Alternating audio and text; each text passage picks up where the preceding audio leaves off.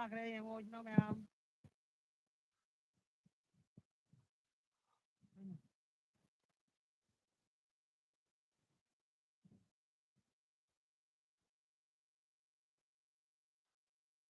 ਜੋ ਅਸੀਂ ਟ੍ਰੇਨ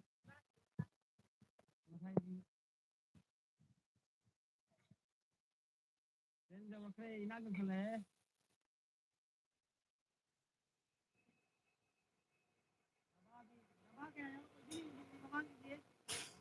दबाव नहीं रहे जाओ दीजिए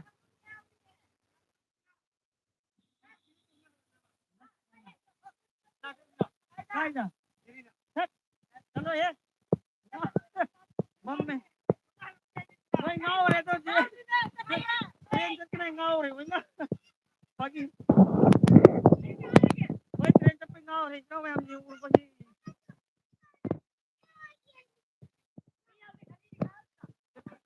खाली नहीं थी खाली मुझे लोई नमक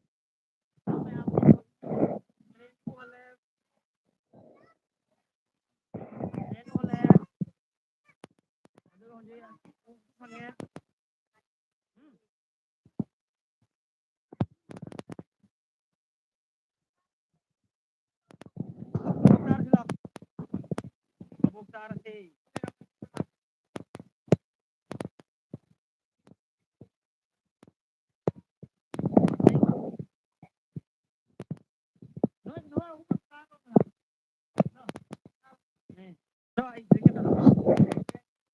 चलो चलो ये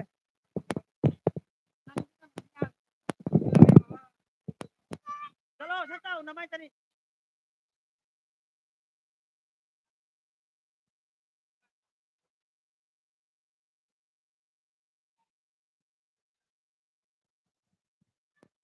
ट्रेन कहानी है कहान भाई अब इसी की ट्रेन चलावा ये के नो खबर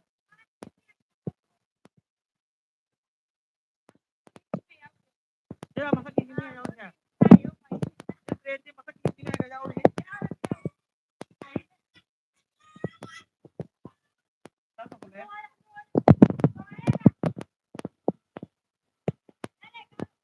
अदो भाई को नाका है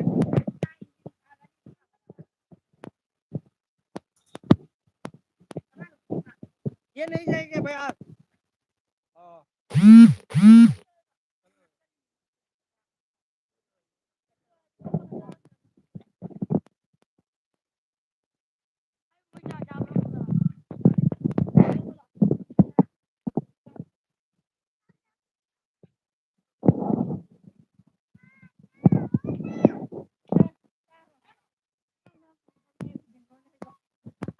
हैदराबाद तो नहीं हैदराबाद स्टेशन नहीं सगी तौरी में मैं हैदराबाद टेक्नोलॉजी कारो कारो कारो कारो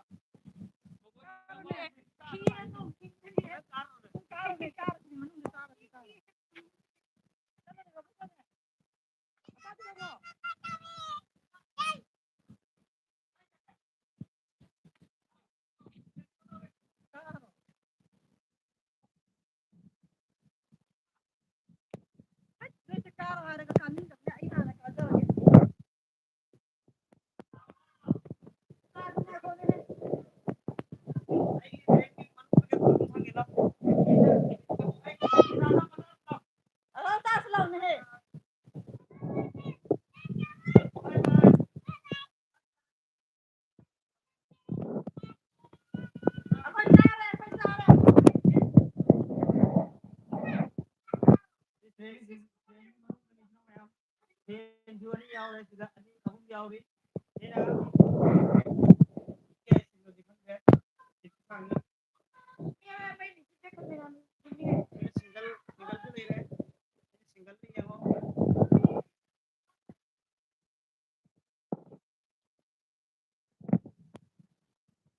दबा है फिर खानी कम बा और सोम की ट्रेन की मसाला का सोम की हम खाओ क्या है का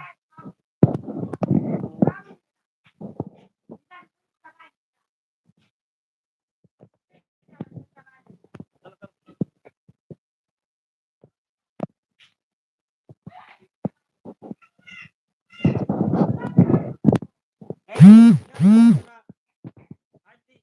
ट्रेन की कोई मसाला ले रहे हैं सादा पोचा बकी कोई अकाउंट है अच्छा पोचा कोई नहीं चिकन खाई ले रहे कोई सादा कोई तो कोई चला ही एक तो कम है कोई सादा पोचा सिलाई का ट्राई मैं क्या हो रहा है yung ulan dyan no मैं सिलाई बनाने को रही है कांग गिरा में ये संबंध बना के कांग गिरा का नहीं है संगल लगा मैं थाम जा मान ट्राई के खंगू बुद्धि खंग दे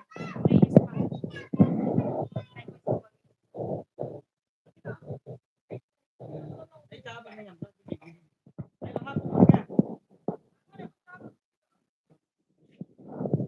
मैं चाह बोलो है उसकी के बैटरी से डाउन हो रहा है ये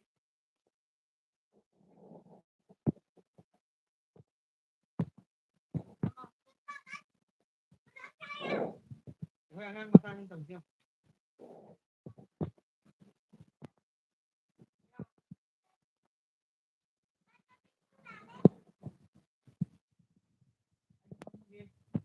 रवि का हो गया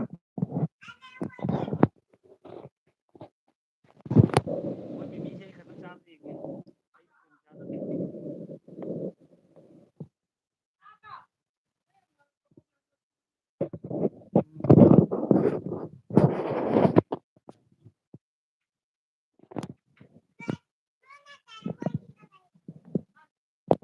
आज जीरी भाव अच्छे जीरी भाव चले चले चले जाते अभी नहीं ना ये तुम तो भाव आ गए मैंने कुछ अपनी जमीन का अच्छी चेंजिंग की रोई जा रहा आओ ये लाख रुपये लाख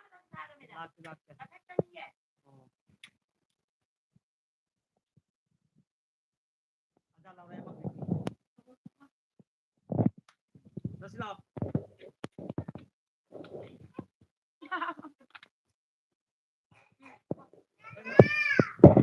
अरे इतना मैम से लगे waktu gue sih lagi loin aku lihat pilih pilih dah number 2 number 1 dan lawan ek nomor aku tetap dengan orang lagi mau mau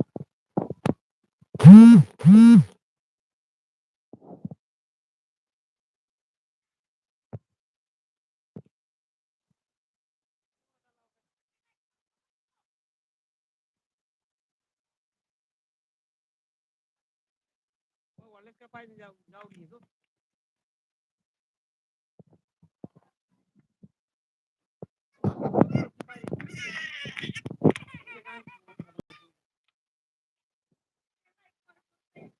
Hello.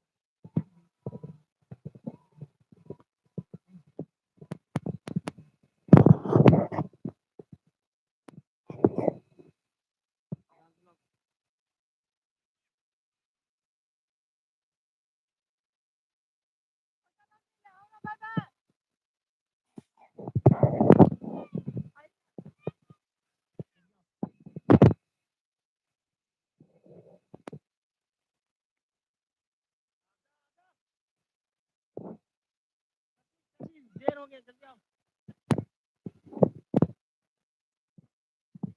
आओ लाओ लाओ लाओ आई बम हन जाए भी आते जैसे जी यूं ना काम ला पे दे सोनी इधर पूरा किलोमीटर अमा मखारो ना फाओ इधर जी लाइक था लग रहा है लाइक था लग रहा है मतलब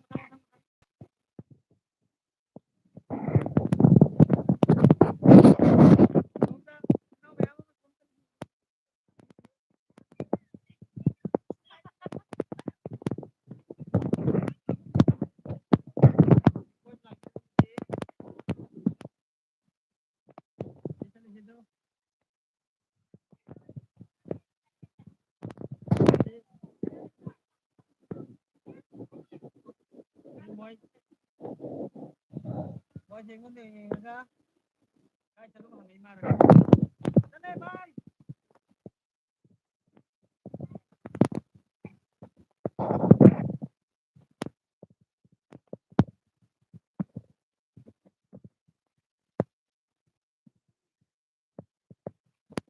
Hold Bindas boy support me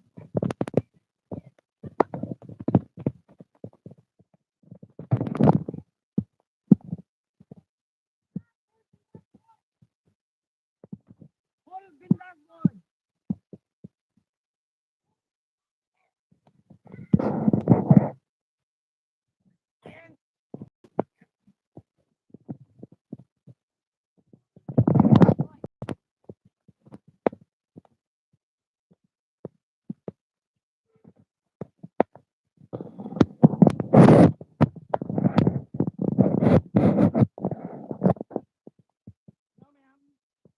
mama di mama keren aduh tuh tadi biasa ini ya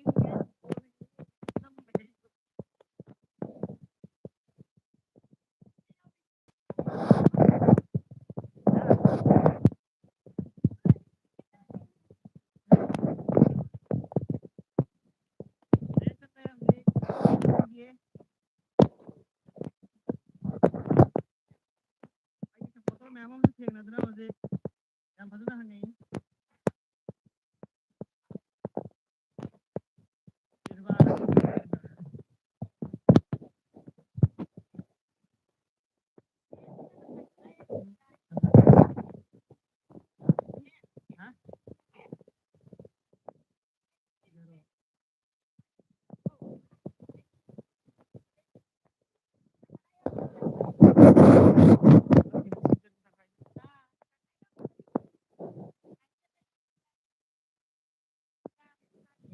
Babalak tengah yang mana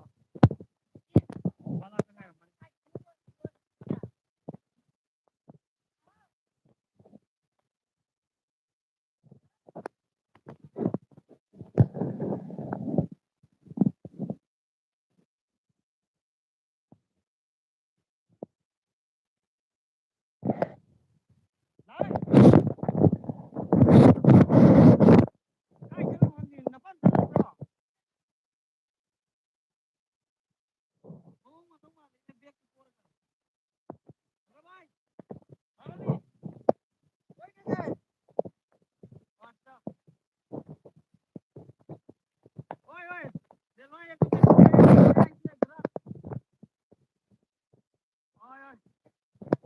tren sana aja lagi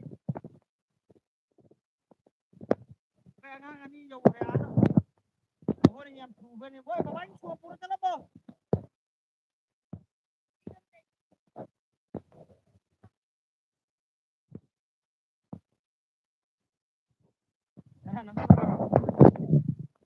oke bro jangan stres em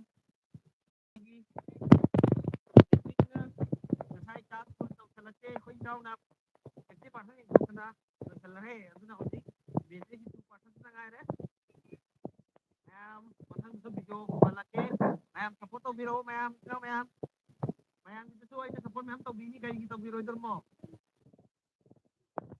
apa em kita waktu itu lagi ini dan udah baik lagi udah waktunya apa railway station lagi itu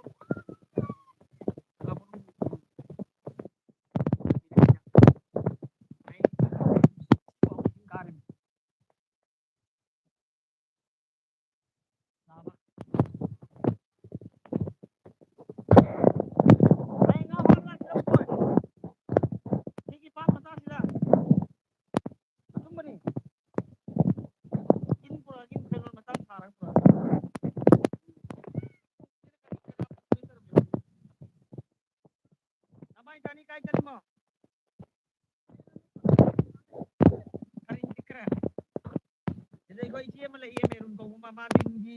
ꯍꯧꯗꯣꯡꯅ ꯆꯤꯛꯄ ꯂꯤꯟꯅ ꯆꯤꯛꯄ ꯑꯗꯩ ꯎꯆꯤꯅ ꯆꯤꯛꯄ ꯈꯣꯏꯅ ꯆꯤꯛꯄ ꯌꯣꯟꯕꯤꯌꯦ ꯑꯗꯨ ꯃꯥꯏ ꯌꯨꯝꯗꯣ ꯑꯗꯨꯝ ꯂꯪꯅꯔꯤꯅꯤ ꯑꯗꯨꯒꯤꯗ ꯆꯠꯂꯨꯕ꯭ꯔꯥ ꯍꯥꯏꯅ ꯑꯁꯦꯡꯕꯅꯤ ꯏꯆꯦ ꯃꯦꯔꯨꯟ ꯀꯧꯏ ꯃꯦꯔꯨꯟ ꯑꯔꯥꯞ ꯑꯔꯥꯞꯄꯗꯒꯤ ꯂꯥꯛꯏ ꯌꯣꯟꯕ ꯑꯩꯈꯣꯏ ꯏꯆꯥꯅꯨꯄꯤꯗꯤ ꯑꯦꯛꯇꯤꯡꯗ ꯀꯨꯝꯍꯜꯂꯅꯤ ꯑꯩꯈꯣꯏ ꯏꯅꯥꯎꯒꯤ ꯃꯆꯥꯅꯤ ꯕꯕꯥꯅ ꯆꯩꯕ꯭ꯔꯥ ꯈꯪꯗꯦ ꯃꯌꯥꯝꯗꯤ ꯌꯥꯗ꯭ꯔꯦ